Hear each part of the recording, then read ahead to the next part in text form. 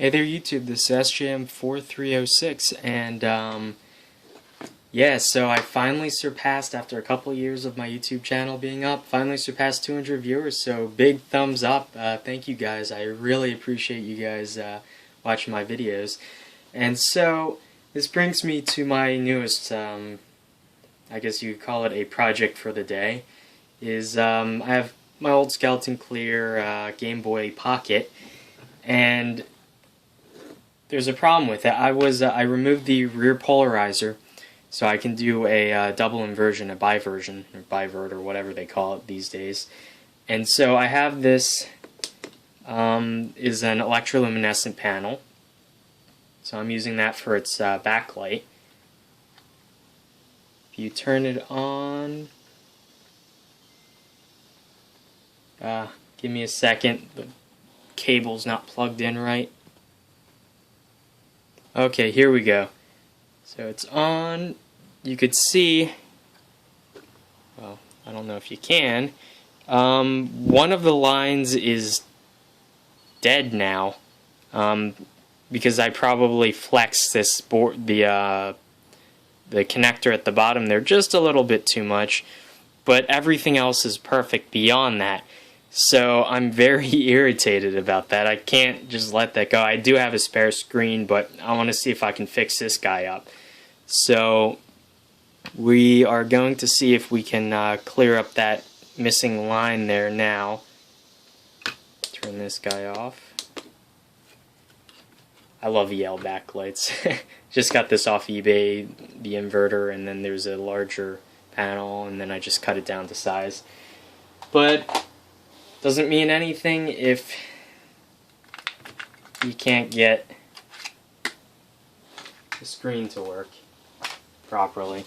So, first remove the ZIF connector, unlock it, remove the tab, and there we go. So here's the LCD.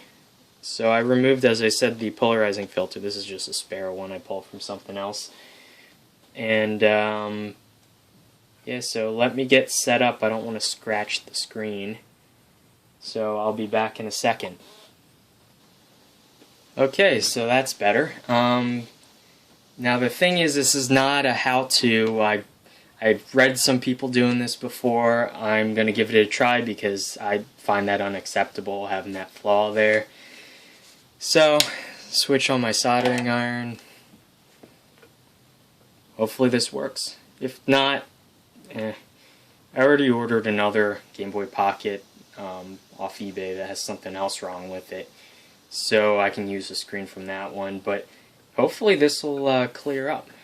So once my iron reaches temperature, yeah, so I'm surprised though, 200 subscribers, that's awesome. I didn't really make this channel, thinking in mind that I would end up with that many subscribers. Okay, so I've done this before. It's just a matter carefully, very, very careful.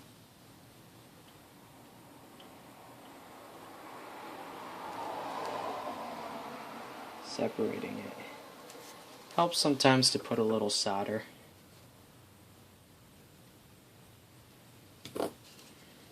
For heat conduction.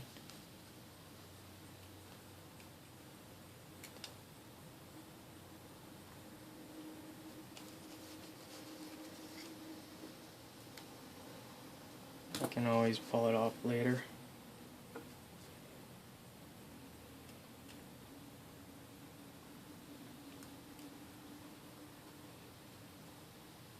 Sorry if I'm a little quiet. Trying to concentrate.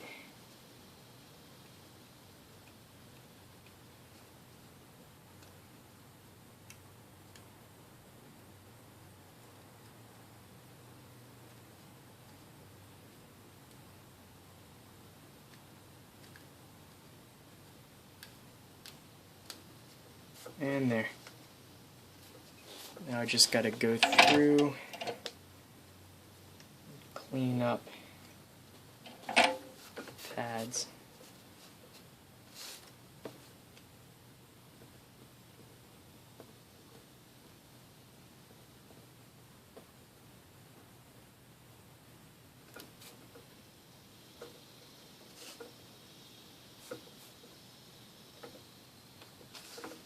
Okay. Let's see, where'd I put my desoldering braid? Never find anything when I need it.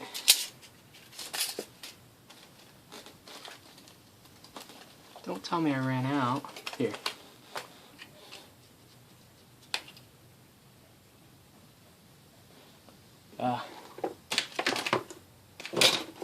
Need more desk space.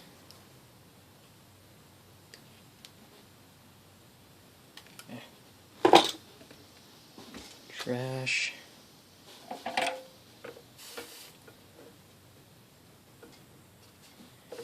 Okay, I'm gonna get some Teflon to so I don't melt through. You can see I've already burned through there, so give me a sec. Okay. I've done this before. Let's hope it works.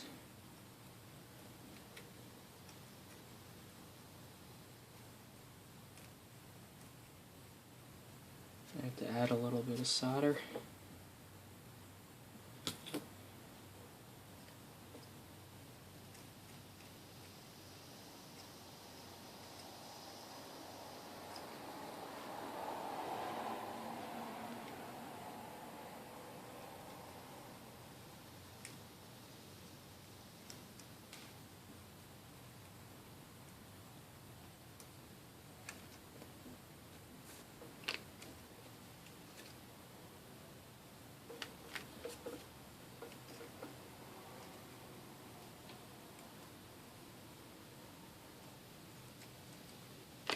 But the problem is I've already done this before, so it's kind of weakened. Let's see. Just want to make sure that there's no bridging. It appears that we're good. So I'm going to go clean this off with some isopropyl, just to make sure that it's clean as a whistle before I do anything else. So give me a sec. Okay. Some run-of-the-mill 70% isopropyl. Clean off the flux. There's one pin that I remember I lifted from before. Be really careful with that one. It looks good otherwise.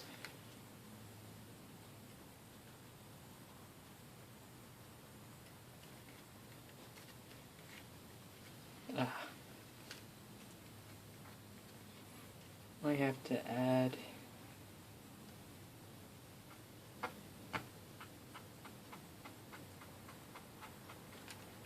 just a tiny little bit of solder to some of these pads. They don't look like. Maybe some flux. Yeah.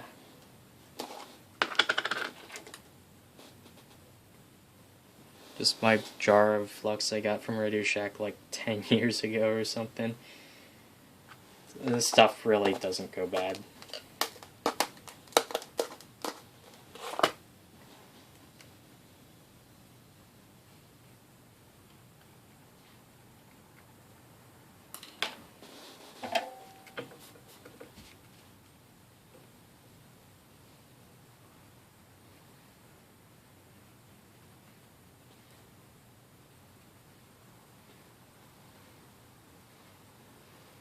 There we go. Back some of the shininess to it.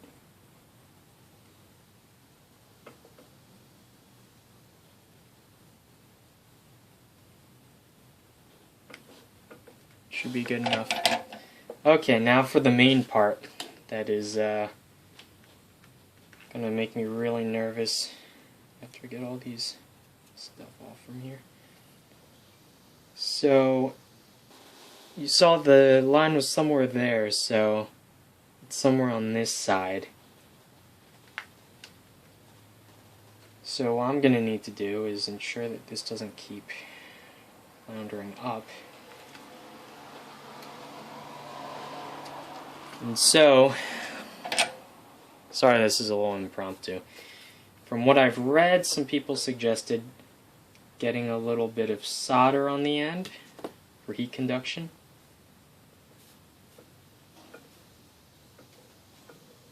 And running the tip. It's the heat, not the pressure.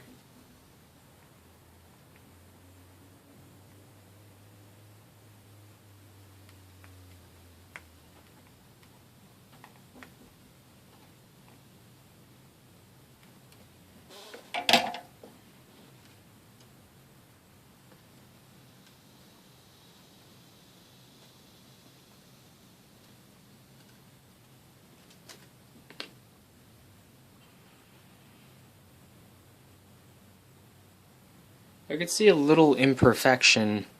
I'm not sure if it'll show up on camera. Let me see if I can... There we go. Right in the glass about there, which is, I don't know, maybe around where the line is showing up. So, yeah, the difficult part is testing this without having to keep soldering, desoldering this part, because that will definitely kill it pretty fast. So I'm gonna do a little bit more testing and I'll show you guys if I get any results. So I mean, I went at it for a couple minutes, tried to get it to go away. You could still see it's still there. So I don't know, I think this guy might be gone for good, unfortunately. You can see I can change the polarization, which is pretty cool. But yeah, unfortunately I'm kind of stuck with that, I guess. I'm gonna have to replace the screen anyway. So I gave it a try. I don't know if it would have worked or if it's just a situation maybe I just got unlucky in this type of failure mode. Maybe it's not the substrate bonding onto the glass. Maybe it's the chip bonding or something. There's very little I could do about that. So shut off my soldering iron. But yeah, sorry this wasn't that fruitful. But I have seen other people who have tried this with varying degrees of success. So it was worth a try. So if nothing else, I have a spare screen for testing. So until next time, I'll see you guys later. Bye.